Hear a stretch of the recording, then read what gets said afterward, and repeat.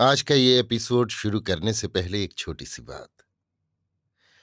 क्या आप भी अपना पॉडकास्ट बनाने की सोच रहे हैं? तो एंकर ट्राई कीजिए। ये पॉडकास्ट बनाने का सबसे आसान तरीका है। नंबर 1, ये फ्री है। नंबर 2, इसमें कई सारे ऐसे टूल्स हैं जो आपको अपने फ़ोन और कंप्यूटर पर रिकॉर्ड और एडिट करने की फैसिलिटी देते हैं। नंबर 3, आप अपने पॉडकास्ट को डिस्ट्रीब्यूट भी कर सकते हैं, जिससे इसे स्पॉटिफाई और दूसरे प्लेटफ़ॉर्म पर सुना जा सके। तो डाउनलोड कीजिए फ्री एंकर ऐप या विजिट कीजिए anchor.fm पर अपना पॉडकास्ट स्टार्ट करने के लिए। ये तो थी एक छोटी सी जानकारी, और अब शुरू करते हैं एपिसोड का सिलसिला। तो आज के एपिसोड में लीजिए सुनिए आचार्य चतुर्सेन शास्त्री के लिखे उपन्यास सोमनाथ के 93वें भाग गणगौर को मेरी यानी समीर गोस्वामी की आवाज में। उस दिन गणगौर का पर्व था। इस पर्व पर खंभात में बड़ा भारी मेला लगता है। गौरी की मूर्ति का समुद्र में विसर्जन होता है। क्षण भर के लिए आबाल वृद्ध सब चिंता भूलकर उत्तम उत्तम वस्त्राभूषण पहनकर अपने अपने वाहनों में सजे धजे गणगौर पूजने को घर से निकले थे। घुड़सवार सैनिक सुरक्षा और व्यवस्था कर रहे थे। नगर के चौक में गौरी की प्रतिमा लाकर रखी गई थी। समुद्र तीर पर प्रतिमा को ले जाने की तैयारियां होने लगीं। घुड़सवार सैनिक पंक्तिबद्ध हो गए। नाना प्रकार के वाद्य बजने लगे। विविध रंग बिरंगी पताकाएं लिए बालक बालिकाएं आनंद से किलकारी भरने लगे। अभी सूर्योदय हुए एक प्रहर भी नहीं हुआ था, फिर भी सूर्य की किरणें तेज हो गई थीं। गौरी की प्रतिमा एक स्वर्ण निर्मित शिविका में रखी गई थी। उसको सेठों के युवक पुत्रों ने उठा लिया और हर्ष से उछलते हुए हृदयों से देवी प्रतिमा को ले चले। गौरी की प्रतिमा पीले रंग के रेशमी वस्त्रों से अलंकृत थी। अनेक प्रकार के रत्न मोती और स्वर्णालंकारों से उसका श्रृंगार किया गया था। शिविका के आगे आगे नगर के शिष्ट नागरिक और प्रतिष्ठित सेठ साहूकार चल रहे थे, और पीछे के भाग में नगर की कुमारिकाओं को आगे करके सब सुहागनें विविध अलंकारों से अलंकृत हो चल रही थीं। इनकी केश राशि नाना प्रकार के फूलों से श्रृंगारित थी। ऐसा प्रतीत होता था कि मानो वसंत श्रीमूर्ति होकर उस दिन खंभात में शोभा विस्तार कर रही थी।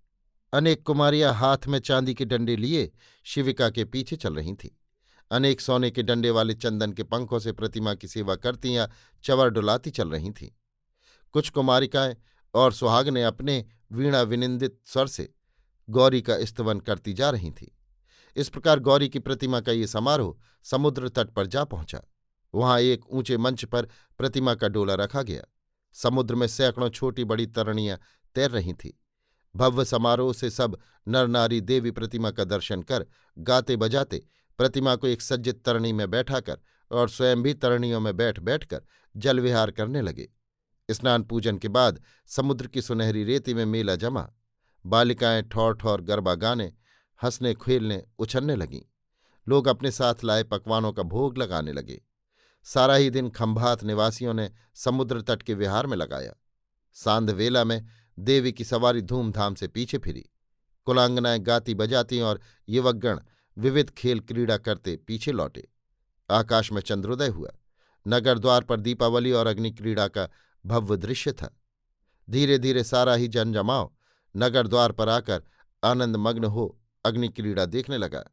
नर नारी अपने यूथ बांधकर गाने बजाने और नृत्य करने लगे। ढोल दमामे तुरही शंख और घंटों का तुमुल नाद होने लगा।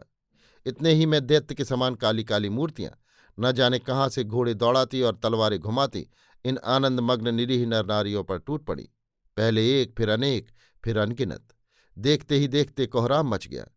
अभी कुछ क्षण पूर्व जहाँ का वातावरण स्वच्छंद आनंद एवं कोलाहल से परिपूर्ण था, वहां अब वो भय वेदना और हाय हाय के भयानक चीत्कारों से भर गया।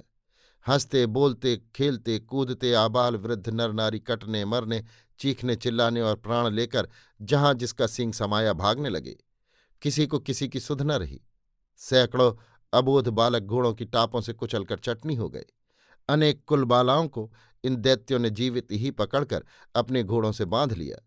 कुछ साहसी जनों ने जो हाथ लगा उसी से सामना किया, तो उन्हें तत्क्षण टुकड़े टुकड़े होकर मृत्यु की शरण लेनी पड़ी।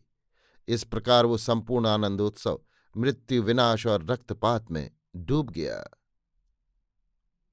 अभी आप सुन रहे थे आचार्य चतुर्सेन शास्त्री के लिखे उपन्यास सोमनाथ के 93वें भाग गणगौर को मेरी यानी समीर गोस्वामी की आवाज में।